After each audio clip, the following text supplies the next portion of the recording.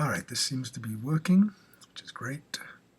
Hello everyone, this is me accompanying you while you read. We're reading the text by Berger and Luckman, Peter Berger and Thomas Luckman, from the classic, one of the all-time classic books from sociology called The Social Construction of Reality. And we're reading from chapter 1 on institutionalization. The section we're reading is called The Origins of Institutionalization, and it begins on page 17. So I'm going to read, follow along.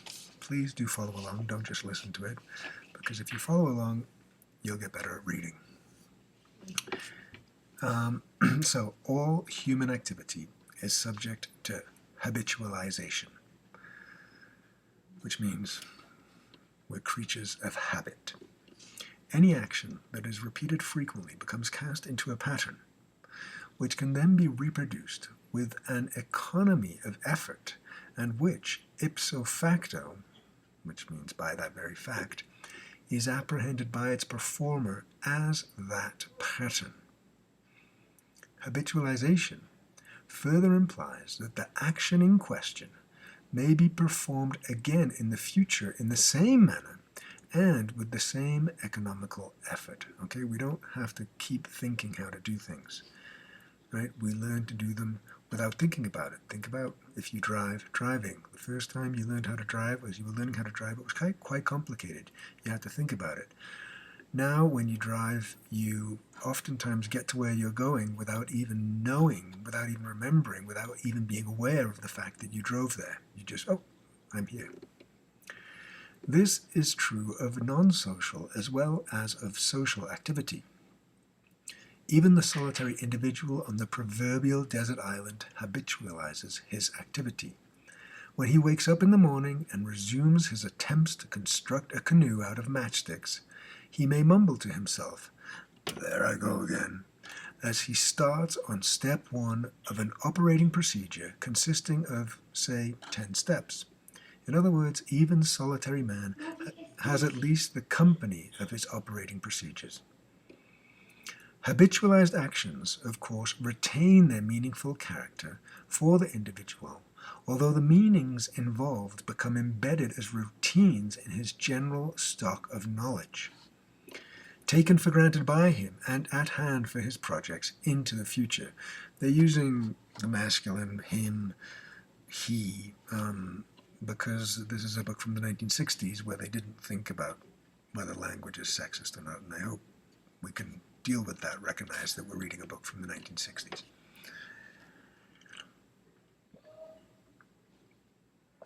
Habitualization carries with it the important psychological gain, right, that choices are narrowed, right?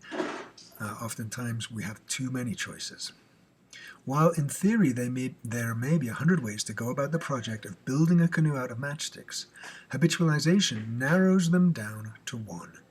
This frees the individual from the burden, right, the burden, la carga, of all those decisions, providing a psychological relief that has its basis in man's, in humanity's, undirected instinctual structure, right? Horses, most animals are sort of born knowing what to do, knowing how to behave, right? More or less, not all. Humans have no idea, right?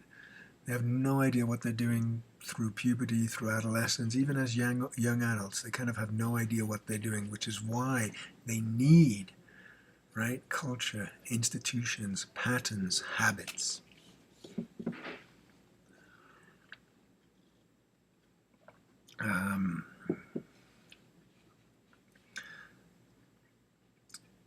Habitualization provides the direction and the specialization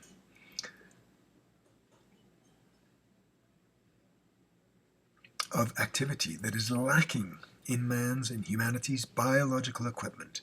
Thus, it relieves the accumulation of tensions that result from undirected drives. And by providing a stable background in which human activity may proceed with a minimum of decision-making most of the time we just do things, we don't make decisions about them. We in this class want to bring to the fore our decision-making capacity. We don't want to do things without thinking about it, but most people do things without thinking about it, and that's how human society tends to work. It frees energy for such decisions as may be necessary on certain occasions. In other words, the background of habitualized activity opens up a foreground for deliberation and innovation. In terms of the meanings bestowed by man, humans, on its activity, habitualization makes it unnecessary for each situation to be defined anew, step by step. We don't have to keep reinventing the wheel. A large variety of situations may be subsumed under its predefinitions. The activity to be undertaken in these situations can then be anticipated. Even alternatives of conduct can be assigned standard weights. Okay, we don't have to think too much about what it is we're trying to do. These processes of habitualization precede any institutionalization. Indeed, they can be made to apply to a hypothetical, solitary individual, detached from any social interaction. The fact that even such a solitary individual, assuming that he or she has been formed as a self, will habitualize his activity in accordance with biographical experience of a world of social institutions preceding his solitude need not concern us at this moment. Empirically, observably, the more important part of the habitualization of human activity is coextensive with the latter's institutionalization, of human activity. The question then becomes, how do institutions arise? And we're reading this because we're trying to understand society. And part of how we can understand society is through institutions.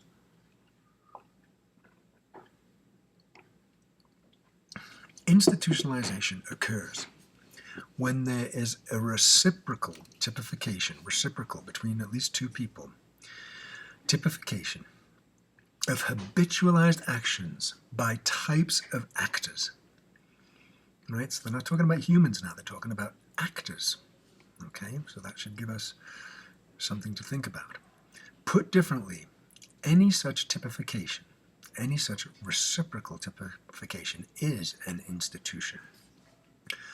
What must be stressed here is the reciprocity of institutional typifications and the typicality of not only the actions but also the actors in institutions, right? What are some typical actors, right?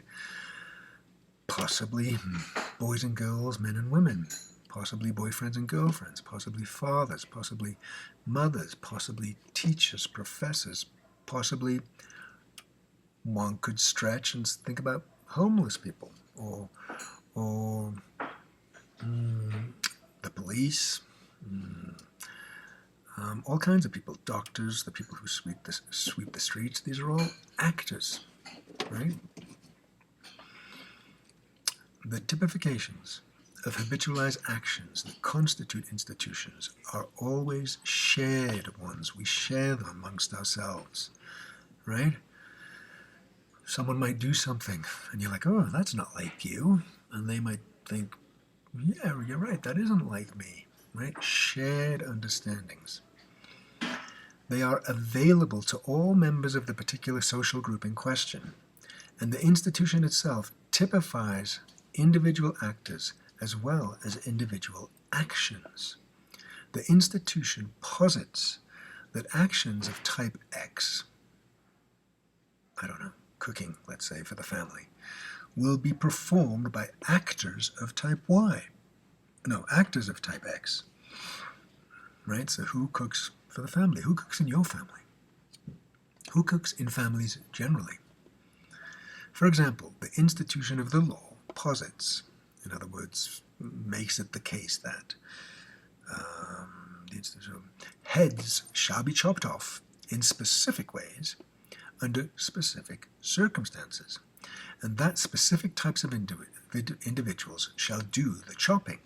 executioners, say, or members of an impure caste, or virgins under a certain age, or those who have been designated by an oracle. And they're giving examples from sort of older cultures. If you want to think about our culture, in Colombia there is no death sentence, but in the United States and some other states there is.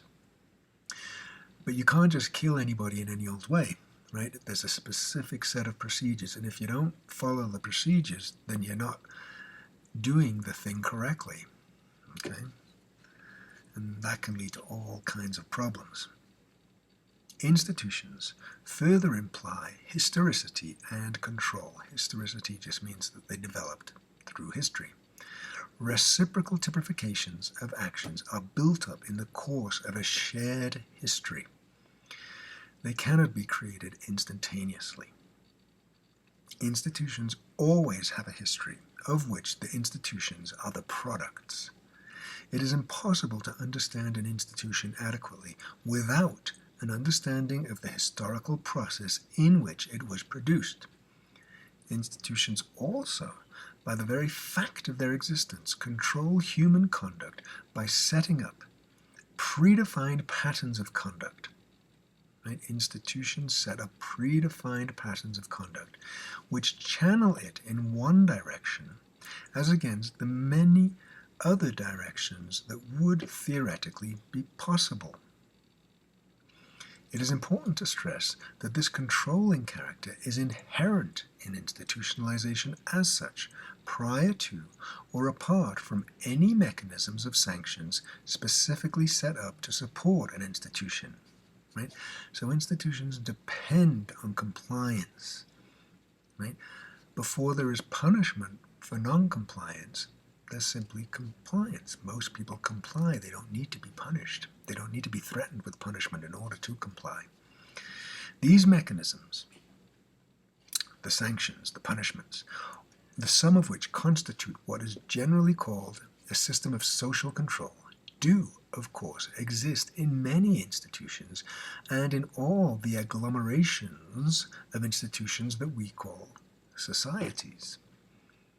Their controlling efficacy, their ability to actually control us, however, is of a secondary or supplementary kind. Right? Punishment is secondary. Most people behave, as it were, just because they've been institutionalized. As we shall see again later, the primary social control is given in the existence of an institution as such. To say that a segment of human activity has been institutionalized is already to say that this segment of human activity has been subsumed under social control. Additional control mechanisms are required only insofar as the processes of institutionalization are less than completely successful. Thus, for instance, the law may provide that anyone who breaks the incest taboo will have his head chopped off. This provision, this sanction, may be necessary because there have been cases when individuals offended against the taboo.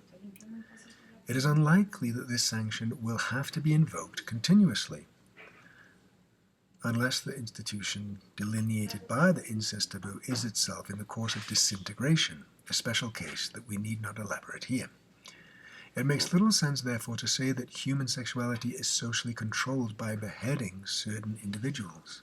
That's not how culture works. Rather, human sexuality is socially controlled by its institutionalization in the course of the particular history in question. One may add, of course, that the incest taboo itself is nothing but the negative side of an assemblage of typifications, which define in the first place which sexual conduct is incestuous and which is not. Okay, that's the first reading. I'm going to keep going, but I'm going to close this down because if I record for too long, things get out of control with the computer.